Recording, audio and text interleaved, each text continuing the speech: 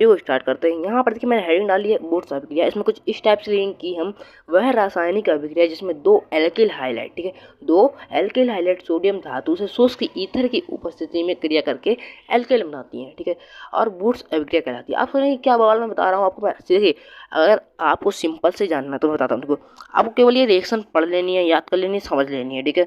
यहाँ पर देखिए दो एल्किल हाइलाइट सूत्र यानी कि ठीक है क्या होता है CH3Cl, एक ये है एक ये दो कह रहा है, ठीक है, एक ये है एक ही है, ठीक है।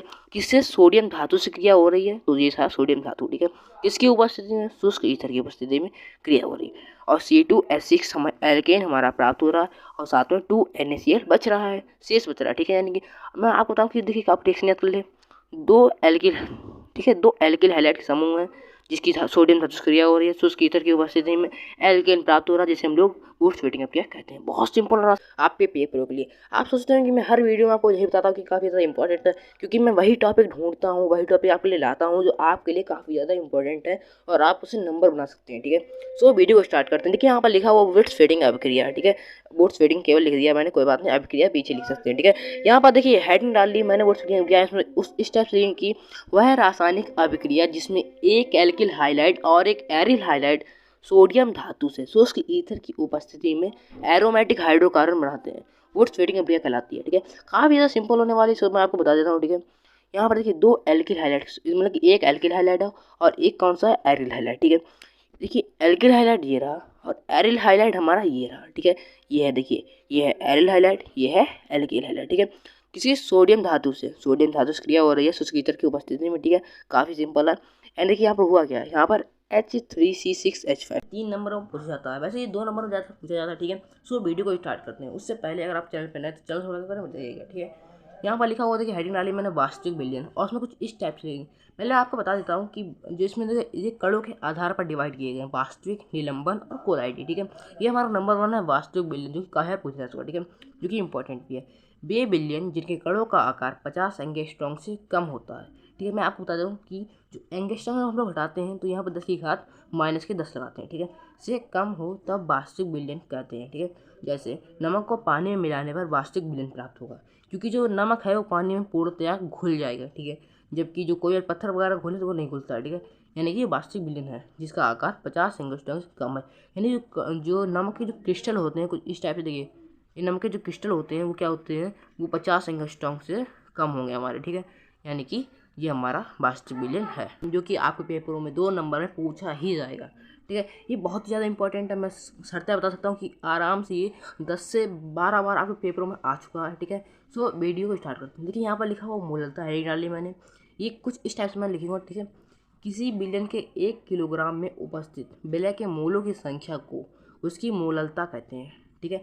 अतः मोललता बराबर विलय के मूल बटे बिलियन का भाग वही किलोग्राम में, ठीक है। एक बार फिर से रिवाइज करते हैं क्या होता है कि किसी बिलियन के 1 किलोग्राम, यानी कि बिलियन है, ठीक है, वो उसका 1 किलोग्राम, ठीक है, में उपस्थित विलय के मूल जो घुलता है, ठीक है, वो विलय। मैं आपको हमेशा एक बात बताता हूँ कि जो घुलता है वो विलय, जिसमें घुलता है वो विलायक, और जो मिलता है उसे बिलियन कहते हैं, ठीक है। ये बिलियन है, ये विलय है, ठीक है, विलय के मूल की संख्या को, ठीक है, उसकी मोललता कहते हैं। यानी कि क्या हो गया, मोललता बराबर विलय के मूल बटे बिलियन का भार, वो भी किस वीडियो पर। देखिए कोलाइडी कण सदैव कैथोड या एनोड की ओर गति करते हैं रहते हैं, ठीक है।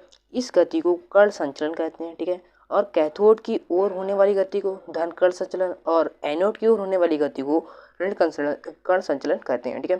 अर्थात वह ऋणात्मक होता है। बहुत सिंपल आसान है, आपको फिर से एक्सप्लेन करने की कोशिश करते हैं कि जो कोलाइडी कण होते हैं वो सदैव कैथोड या एनोड की ओर गति करते हैं, ठीक है, कैथोड या एनोड की ओर गति करते हैं, जिन्हें क्या कहते हैं, जिन्हें हम लोग कण संचलन कहते हैं, ठीक है। और कैथोड की ओर होने वाली गति को धन कण संचलन, ठीक है, और एनोड की ओर होने वाली गति को हम लोग क्या कहते हैं, ऋण कण संचलन, यानी कि ये ऋणात्मक होता है, ठीक है। बहुत ही सिंपल आसान है। आप चित्र भी देख सकते हैं, ये चित्र आपको जरूर बनाना है, ठीक है। देखिए ये हमारा चित्र है जिसमें कि ये क्या है, यहाँ पर हेडिंग डाली मैं तुल्यांक की चालकता, उसमें कुछ इस टाइप से लिखेंगे कि किसी बिलियन की तुल्यांक की चालकता उन सभी आयनों की चालकता होती है जो ग्राम तुल्यांक जो एक नॉर्मलता से उत्पन्न होते हैं। अगर आपको नहीं पता कि नॉर्मलता क्या होती है तो आप हमारे वीडियो की लिस्ट में जा देख सकते हैं, ठीक है, वहाँ पर आपको नॉर्मलता मिल जाएगी, ठीक है, ठीक है। नेक्स्ट क्या है इसमें आप कुछ कन्फ्यूजन होंगे कि यहाँ पर चालकता क्या होती है। चालकता एक टाइप की, मतलब एग्जाम्पल लेके बताऊँ तो जैसे कि लोहे में जो विद्युत प्रवाहित होती है तो उसकी चालकता होती है, उसी को हम लोग उनमें मतलब प्रभावित होने की ताकत होती है, पावर होती है, चालकता कहते हैं। ठीक है, इसका फॉर्मूला होता है लैम्डा बराबर के इंटू 1000 अपॉन नॉर्मलता। ठीक है, नॉर्मलता आपको समझ नहीं आ रहा हूँ, मैं कह रहा हूँ कि आपको वीडियोज लिस्ट में मिल जाएगी। ठीक है, नॉर्मलता क्या होती है, लैम्डा बराबर के इंटू 1000 अपॉन नॉर्मलता।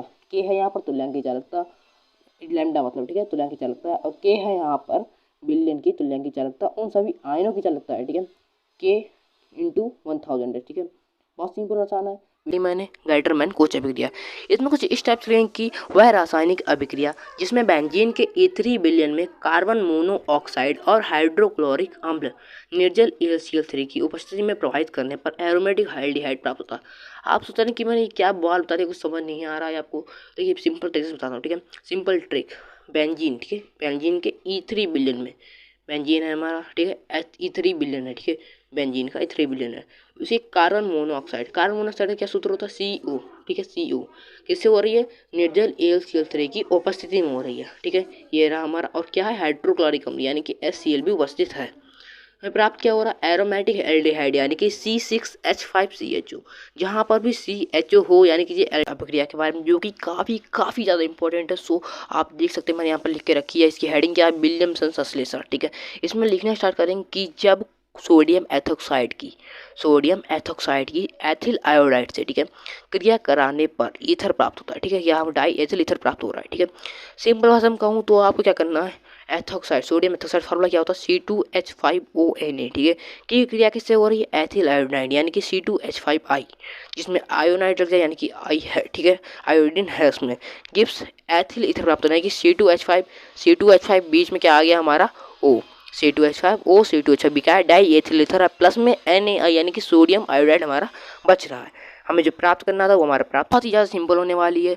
आप लोग सोच रहे हैं कि इसमें रिमार्डी मैन पहली बार सुन रहा हूँ, दरअसल इसका नाम आपने देखा होगा बुक्स वगैरह में लिखा होगा, राइमर टी मैन। ठीक है, बहुत ज़्यादा सिंपल आसान होने वाली। सो वीडियो को स्टार्ट करके बताते हैं कि होता क्या है। ठीक है, हेडिंग में डाल ली मैंने यहाँ पर रिमार्डी मैन अभिक्रिया, इसमें कुछ इस टाइप से लेंगे कि इसके द्वारा हाइड्रोक्सी एल्डिहाइड और अम्ल का निर्माण किया जाता है। ठीक है, इसके द्वारा हाइड्रोक्सी एल्डिहाइड और अम्ल का निर्माण किया जाता है। इसमें होता है, इसमें होता है कि ये जहाँ पर OH ओवर समूह यानी कि वो फिनॉल है। ठीक है, फिनॉल की CHCl3 से NaOH यानी कि क्या, ये हमारा क्षार होता है एक टाइप का। ठीक है, एंड HCl यानी कि हाइड्रोक्लोरिक अम्ल, ठीक है, की उपस्थिति में क्रिया कराएंगे। तो यहाँ पर देखिए हमारा फिनॉल वहीं पे रहेगा, और यहाँ देखिए CHCl3 की जगह पे CHCl2 आ जाएगा। ठीक है, गिब्स फिर से लगाया हमने, H2 जल की उपस्थिति रहेगी, एंड फिर से हाइड्रोक्लोरिक अम्ल, इस बार 2 अणु यानी कि, ठीक है, OH फिनॉल बेसिक वैसे ही है, यहाँ पर CHO यानी कि एल्डिहाइड समूह विस्थापित हो रहा है। हमारा बहुत ही सिंपल और आसान वीडियो है, काफ़ी ज़्यादा इंपॉर्टेंट है।